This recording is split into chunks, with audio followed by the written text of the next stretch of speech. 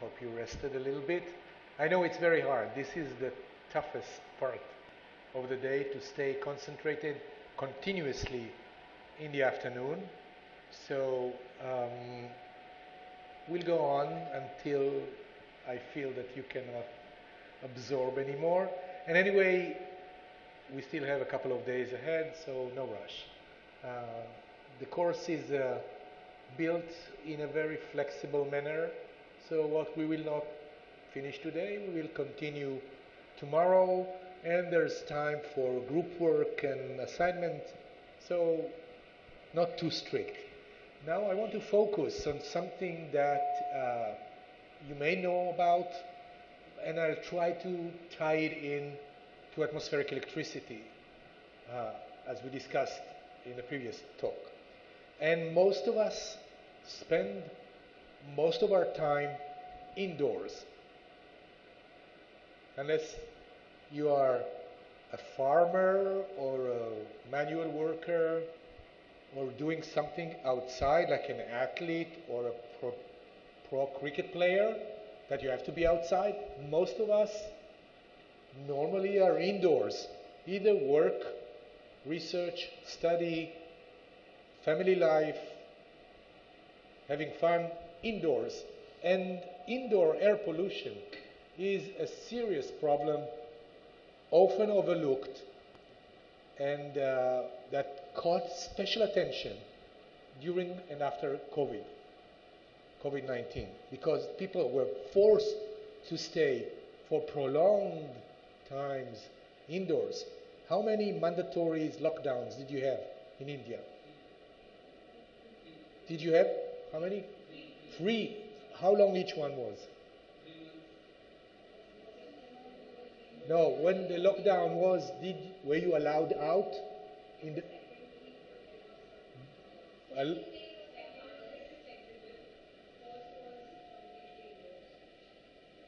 but were you forced to stay indoors, or were you allowed to go out?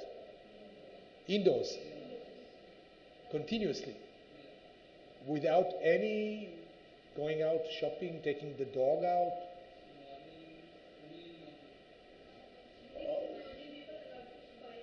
To buy food and then go back. Okay, so you had to spend a lot of time indoors. Now, what we know is everywhere, it depends, of course, on the source of the data, but you can look at the number of deaths caused by air pollution from the WHO. Let's say 7 million per year just from exposure to air pollution, 4.2 from outdoor air pollution, 3.8 from indoor air pollution. And same ratio, maybe different ratios from other papers. Pollution from anthropogenic sources, 5.5 million. Death from pollution from burning fossil fuels, 3.6. So it depends how you look at the statistics and which body reports the data, but definitely a lot of people die every year because of exposure to either external or indoor air pollution. And I know that specifically in India, in specific months, maybe following Diwali and during the winter, I read that Delhi air conditioning is horrendous, like really, really bad. But also major cities in China suffer the impacts of indoor air pollution and outdoor air pollution. So we are exposed to pollution. And the main culprit is aerosol particles, what we call PM10 or PM2.5. So this is a human hair, right? So, no. But this is 70 microns, the diameter of a human hair. We are talking about particles with a diameter 7 times lower, 10 microns, and breathable. Those that can go in our lungs are smaller than 2.5. Usually we have protection through our nostrils, air and stuff that blocks large particles, but those below 2.5 can enter our lungs. And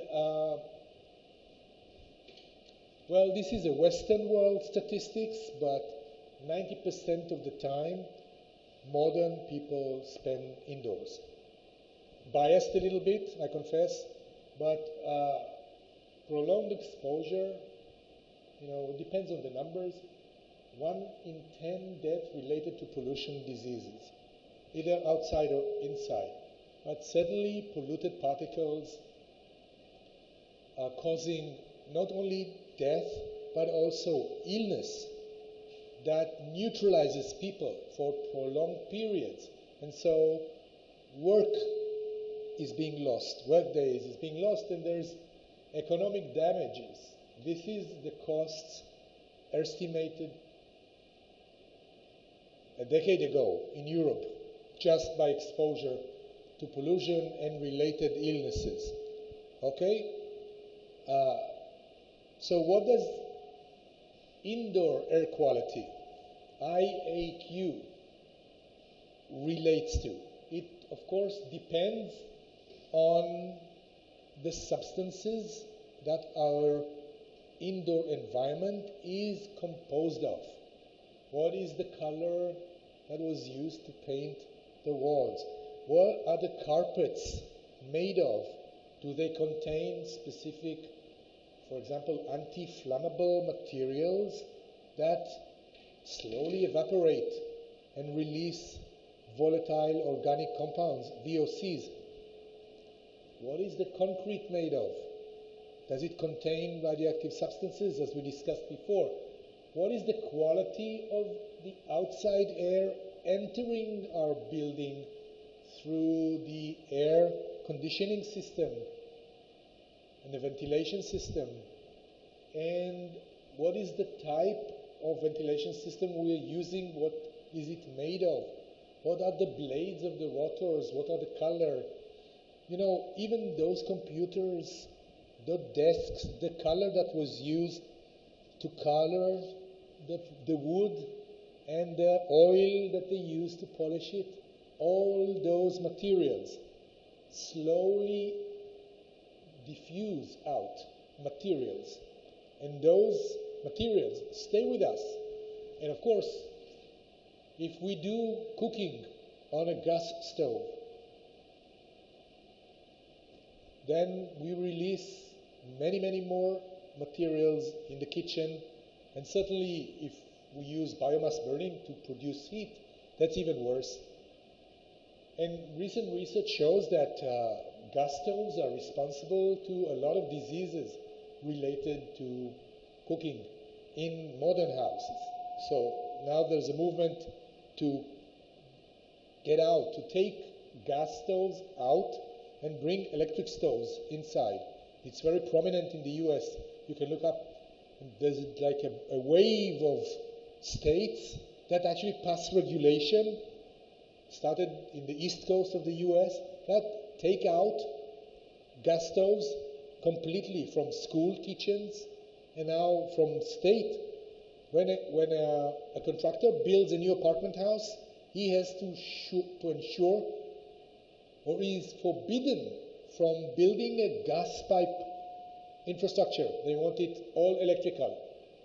So it's all related to this growing realization that just by being inside a building, we are exposed to many, many materials, and we can map all the sources of the different materials, PM particles, NOx, carbon monoxide, volatile organic compounds, VOCs, coming from everywhere. Okay, this is a typical American home with the car and the laundry and the basement to play, whatever.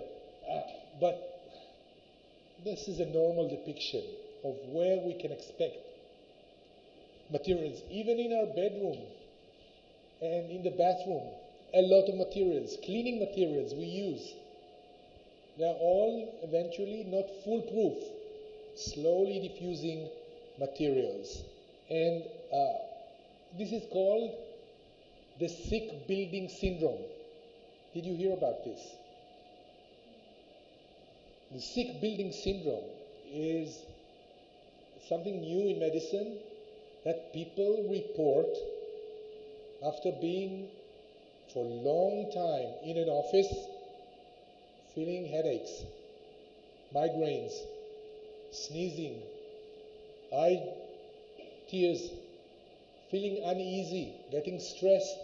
And it's not just because you have a cruel boss, it's just the building itself. Even in university classrooms, students report after prolonged hours, they start feeling not so well. Maybe because of the professor, maybe because, I don't know. But repeatedly people report, and it's become like a well-recognized kind of a symptom, which is called the still sick building. And sick buildings, this is the number of 1 in 4. In the US, office buildings are declared sick. By sick I mean unhealthy to the people who live in those buildings, especially offices. Office spaces, large open space office, a lot of stuff is emanating from all those components I mentioned, and they cause nose irritation, eye irritation, headaches. These are the most prevalent symptoms. And indoor air pollution ranks as one of top 5 environmental risks since the mid-1990s. It's been recognized by the WHO and by other agencies as something dangerous that should be investigated and taken care. Okay? So how does atmospheric electricity come into play? So I give you this paper. I can share it with you on our group. And those researchers found, and it's quite a new journal, quite a new paper, published in 2020, and it tells us of new and clever ways that may utilize the properties of atmospheric ions to clean the air of those substances that cause the indoor air pollution or the sick building syndrome. So they suggest solutions. I will go this quickly. It's called SBS, sick building syndrome, or building-related illness, BRI. Becoming common in the literature, hundreds of papers. I do not exaggerate. Hundreds of papers, mostly in medical journals, about how humans feel inside buildings. And of course, to the rescue, negative ions. Again, research shows that negative ions, if released carefully and in a way that is monitored into the air, the presence of negative air ions is credited for increasing psychological health, productivity, and overall well-being, but without consistent or reliable evidence. So it's not entirely clear how valid this treatment is.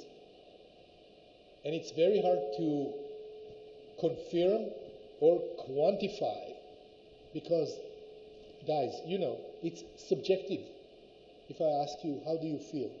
You say, I'm okay. I'm a little down today. I have a headache, but actually it started last night.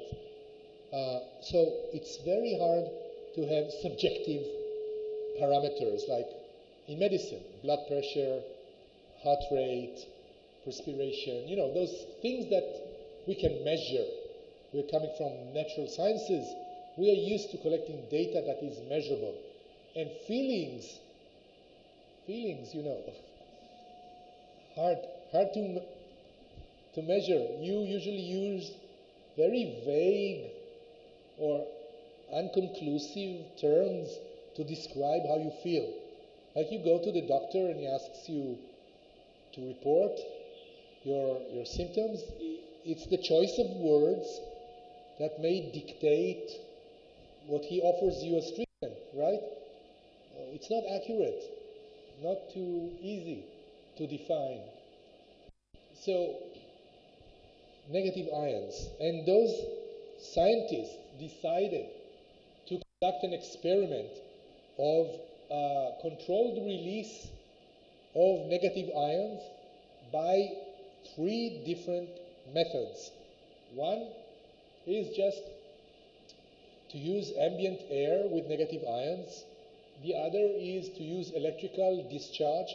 Corona is not the virus, it's an electrical device that through high voltage releases negative ions from a tip, a metal tip, that you can actually use an ionizer to produce negative ions in the air, or the Leonard effect, splash water, like Feng Shui, that you have water flowing. You can accelerate the pace of water and just explode water, or spray water through a humidifier into the air. And so they tested all those kind of different combinations of ions and tried to assess how people might feel, or how the well-being of a person in a building would improve by being exposed to different types of ions, because each system produces a different cocktail, if I may use the word, of negative ions in the air. If it comes from splashing water, these are the ions we would expect. If it comes from a corona, it's direct ionization of air molecules, different cocktail, and this is from natural occurrence of negative ions. And what they found was actually the best way to improve air quality and diminish the negative impact of indoor air pollution was to pump electricity into plants. So they had plants in pots, and they pumped electricity into the soil, by this releasing more materials and like they used what they call PEF, pulsed electric field, and they released negative ions into the soil, and what they saw was a positive result that helped the plants to absorb those materials, those particulate material from the air, and improve the quality of the air in the room. So this is not new in essence. We know that plants, specific types of plants, actually you can look up at NASA website. NASA has specific plants that it recommends and actually thought of taking to the space station to improve the quality of air for astronauts, because those plants are really good at capturing particles from the air. And so this group kind of tried to exacerbate or increase this effect by sending electricity into the soil, releasing ions, and maybe alleviating the negative effects of the sick building syndrome. And it's been tested in so many papers. This is a list of papers of how to use ions, artificially made ions, to clean indoor air. Okay, I'm not advocating any specific commercial product. There's a bunch of them on the market. You can look them up. You can do the research yourself if you want to. If you feel you suffer from the building you are living in, maybe you should see this option. So you can see that those experiments, and this is the reference to the papers, that showed conclusive evidence based on measurements that, for example, negative air ions can be used to eliminate cigarette smoke. I don't know if it's even allowed in India to smoke inside buildings. Is it allowed? Or do you have special places for smoking? Special places. Normally in public place, not allowed. Yeah. But you can clean it. Air ionizers are efficient even in ventilated room with used for removing ultrafine particles. So small particles can be removed by the attachment of negative ions because they coalesce, become heavier, and fall down, or attach to surfaces. If you charge a particle with an electric charge, it quickly absorbs and being attached to the surfaces, the walls, the windows, the floor, and is not in the air anymore. So negative ions kind of help to clean the air from all those materials and particles that affect our body. So in a sense, it's not something new. It's been in the literature for a long time, and this paper kind of brings it home, saying that they're safe to use, and they use the basic properties of ions that we talked about to improve our health.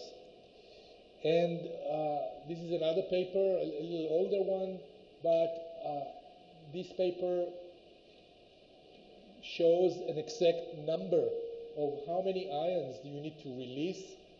This is, by the way, 4 or 5 orders of magnitude more than natural production. We talked about 10 ions per cubic centimeter per second at ground level and 1 from cosmic ray, so it's very low. This is 10,000 to 1 million ions produced by an artificial device, but they can clear a typical office or residential room from all particles and improve most people's health in such working places. So I'm not saying it's becoming a standard for people health in modern buildings, but it's a solution that can be contemplated and discussed. If workers complain about SBS, the sick building syndrome, or building-related illnesses. Not sure you've heard about those terms before or you experienced them, but I suspect that during your career, you will be working in a laboratory, in an office, in some place. So bear in mind that sometimes your feeling may be not related to external reasons, but to the properties of the place you work in. Okay? And when I told it to my students, we were in an underground classroom, level -1, and I was explaining about the sick building syndrome, radon, PM. Suddenly, some of the students started raising their hand and they said, "We don't feel so good. Now that you mentioned it, we want out." And they actually went to administration and requested a change of class. And the university kind of didn't want to mess with those students and tell them, no, we checked, because evidently they did not check the quality of the air. They said, no, it's a standard room, ventilated, air-conditioned. You shouldn't feel bad. But students said, did you check for the sick building syndrome? And admin said, never heard of it. They said, okay, we want another room. And we changed the class. So awareness is very important for your health. And I hope you get it. So there's a research that was conducted, and as scientists do, they actually simulate it and measure it really carefully in order to prove if this method is working. What they did was you don't see it very well. There's a human mannequin here, like a doll, like they use in fashion shows, okay? And they put like the instruments mimicking the intake of air into the mannequin, and they managed to measure the flow of air in order to see which unit is better in producing a high level of clean air that can be taken by a so-called human replica, because it's very hard to do this kind of experiments on human beings. I'm not sure you know, but there's a protocol, a Helsinki protocol, that if you want to do experiments with human subjects, that's a no-no, almost very hard to get permission by the ethics department of any university or hospital. So they had to do it on replica. But anyway, particle efficiency, almost 90% in 5 minutes. So just using this device, different types of ion air purifier is very good at cleaning polluted air. So basically, we go back to the Sharav syndrome of ion aerosol balance, right? We attach ions to aerosols, and remove the aerosols from the air because they are attached to surfaces in the room.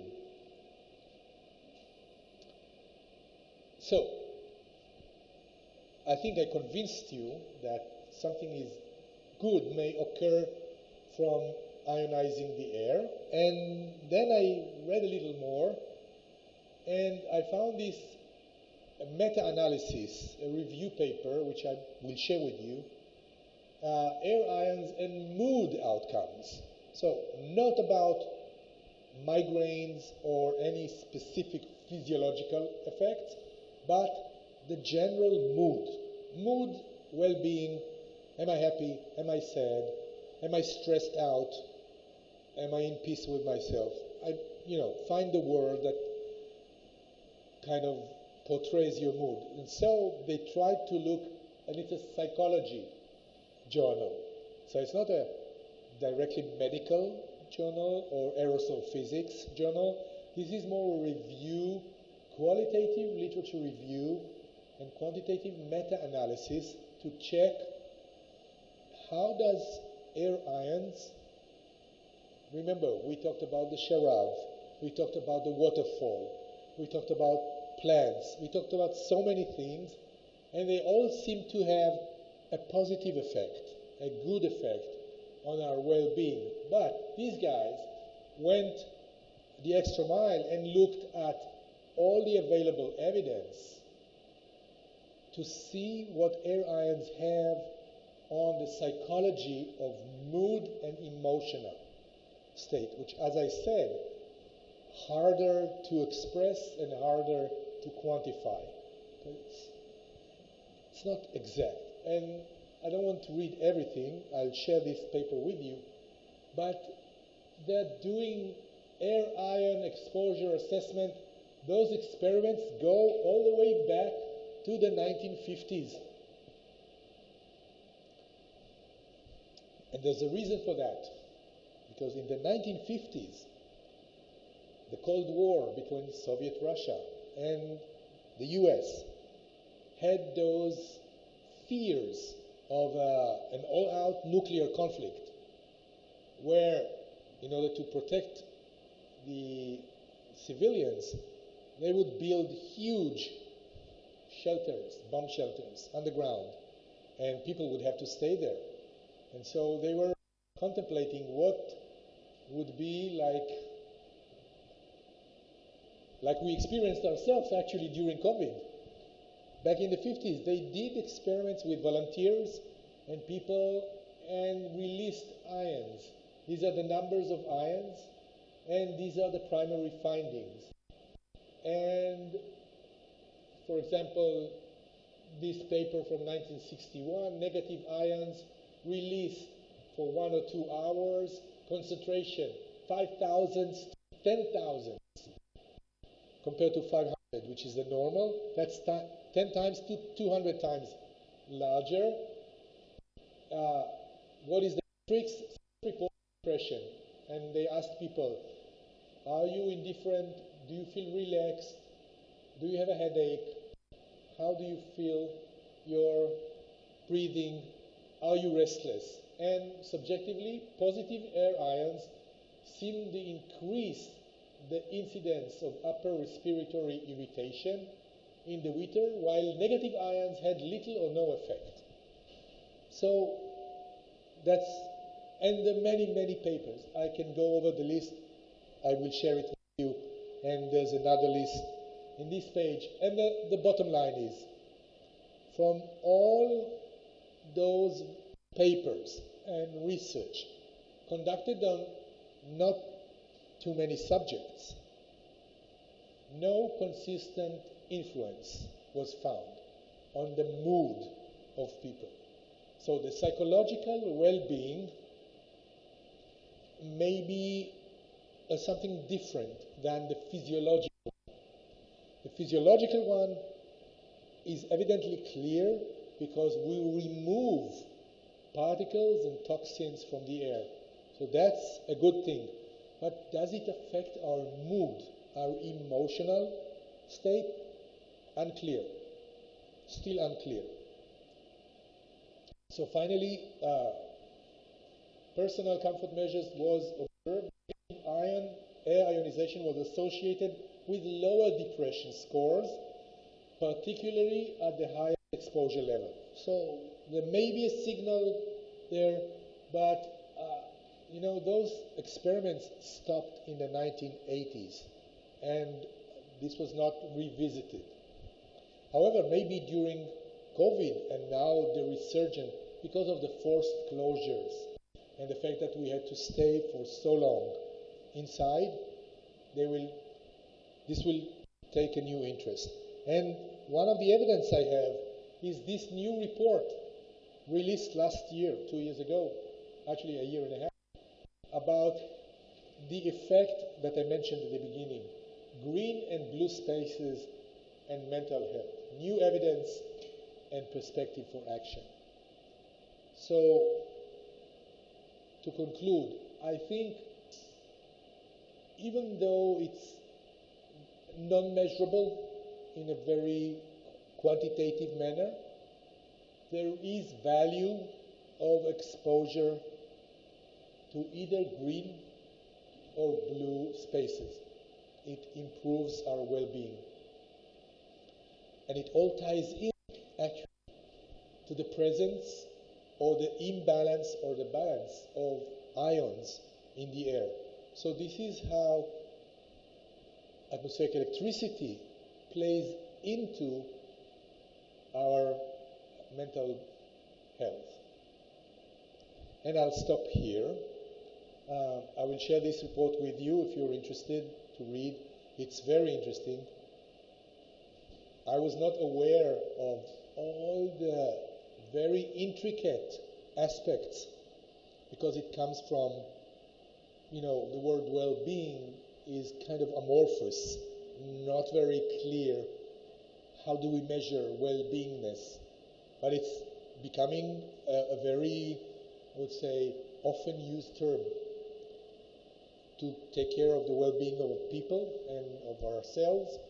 And so you may want to take a look at that, and it all ties in to atmospheric electricity. So I think I'll stop here today.